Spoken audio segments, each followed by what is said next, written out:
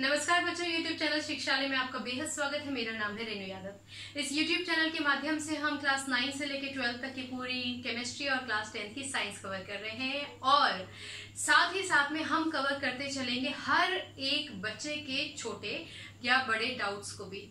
मैं नहीं चाहती कि आप केमिस्ट्री के साथ डाउट्स को लेकर चलें और मेरा ये मकसद है कि आप इस YouTube चैनल से अपने हर एक डाउट को क्लियरिफाई करें। इसीलिए मैं आपको बोलती हूँ, डाउट छोटा हो बड़ा हो, आपके हिसाब से लॉजिकल हो या इलॉजिकल हो, मेरे लिए इम्पोर्टेंट है आप सवाल पूछिए। आप 1000 बार पूछिए, मैं आपको 1000 बार भी समझाऊंगी, लेकिन तब तक उस टॉपिक को नहीं छोड़ूंगी जब तक वो आपको समझ में नहीं आ जाता। ठीक है, चलिए आज हम ऐसे ही एक स्टूडेंट के डाउट के बारे में बात करेंगे। डेप्रेसेंट, छोटी सी कहानी से इसको लिंक करेंगे ताकि आपको पूरा मेथड अच्छे से समझ में आ जाए। पहली बात, डेप्रेसेंट अंग्रेजी का एक वर्ड होता है ना, डिप्रेशन। ठीक है, ये केवल अंग्रेजी का वर्ड ही नहीं है, बहुत ही भयानक स्थिति है जिसमें मैं आपको कभी भी नहीं आने दूंगी। ये मेरा आपसे वादा है। डिप्रेशन में मैं अपने किसी भी बच्चे को नहीं आने दूंगी। ओके, तो डिप्रेशन मतलब एक ऐसी स्थिति जब आप बिल्कुल लो हो जाते हैं, आप बहुत हंसते खेलते हैं, आप बहुत अच्छे से खाते पीते हैं, लेकिन जब आप डिप्रेशन में आ जाते हैं, आप निराश हो जाते हैं, आप सुस्त हो जाते हैं, आप खाते भी नहीं हैं। आप पहले बहुत खेलने जाते थे, अब आज सुस्त हो गए हैं, खा भी नहीं रहे हैं, खेलेंगे भी नहीं, तो दैट मीन्स लो हो जाते हैं। ठीक है ना।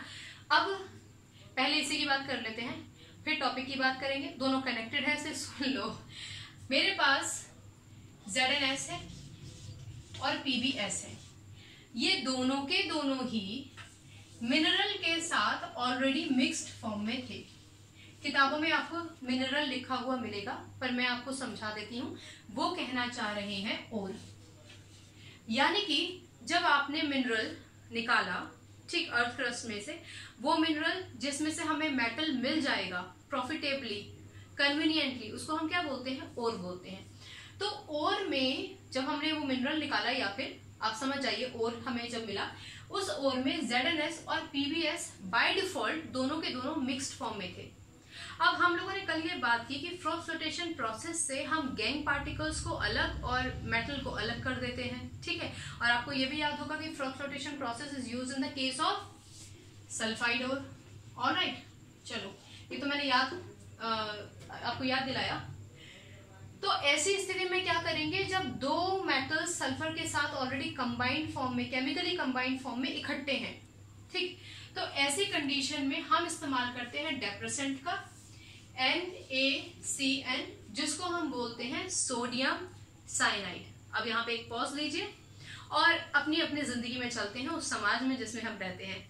आप लोगों ने देखा होगा कि यदि कोई व्यक्ति बहुत तरक्की कर ले तो उस व्यक्ति को सारे ही लोग नीचे लेकर आने की कोशिश करते हैं। होता है ना ऐसा, अक्सर ऐसा होता है।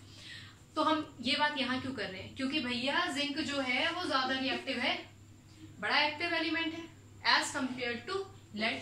अब लेड क्या है? लेड एक्टिव ही नहीं है। तो भाई अब क्या किया जाए?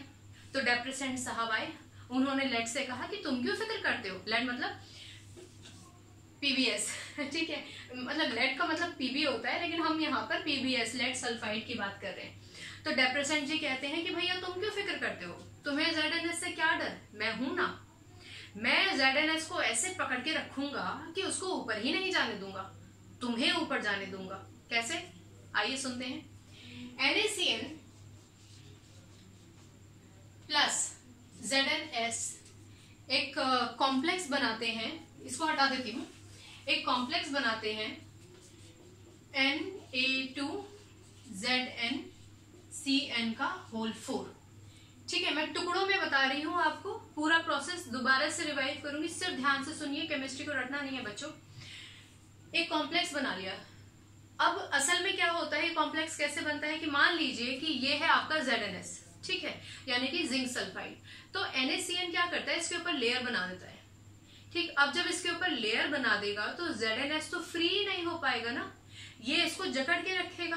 तो इसके जकड़ के रखने से फ्रॉक फ्लोटेशन के इन दोनों के सेपरेशन से क्या ताल्लुक है, आइए समझिए। ये है मेरे पास वो टैंक जिसमें हम फ्रॉक फ्लोटेशन करते हैं। ये स्ट्रक्चर तो आपको देख के कल वाला स्ट्रक्चर याद आ ही गया होगा, मुझे पूरी उम्मीद है। ऑलराइट, चलिए, इसमें होल्स थे आपको मालूम ही है। ठीक, मैं पूरा फ्रॉथ वगैरह नहीं बता रही हूँ, जो मेन बात है डेप्रेसेंट वो बता रही हूँ। ठीक, आपको मालूम ही है कि इसमें मेरे पास ये और पड़ा हुआ है जिसमें ZnS और PbS मिक्स है, और गैंग पार्टिकल्स तो मिक्स है ही, गैंग पार्टिकल्स तो मिक्स है ही, हम उसकी बात नहीं करेंगे, हम बात कर रहे हैं डेप्रेसेंट्स की। खैर, तो अब मेरे पास दोनों में ही SS मतलब सल्फाइड और है दोनों, एक ही और में, बल्कि ZnS और PbS दोनों है बाय डिफॉल्ट। तो मैंने क्या किया, इसमें NaCN डाल दिया। NaCN क्या है, डेप्रेसेंट। ये NaCN ZnS को जकड़ के रखेगा, ठीक वैसे जैसे मैंने आपको यहाँ बताया, एक कॉम्प्लेक्स बना लेगा।